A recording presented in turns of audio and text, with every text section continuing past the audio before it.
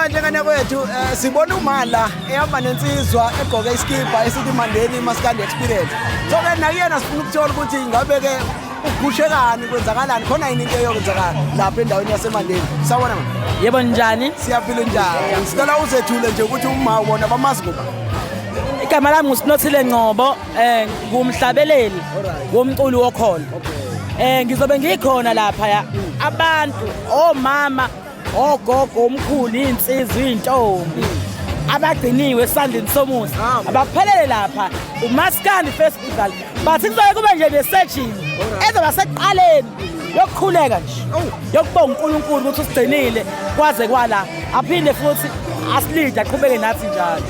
Engomeni zakho zobudlala basicela nje usifise nje noma eyohani abakwazi ngayo abathi abakulindele ngayo laphana ngobe koshaya ingoma ethi khulekani khulekani ningaphezi khulekani zobe ziningi kakhulu enye ithi kuze kube phakade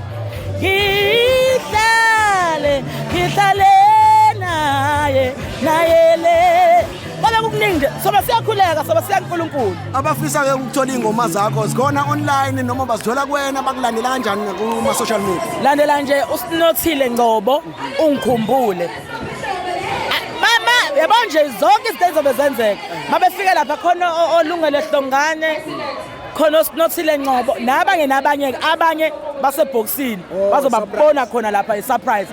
Bonakele kakhulu Khuzani zobe khona lapha yana Thandeni uzobe khona Limit uzobe ebaningi ngibaqede.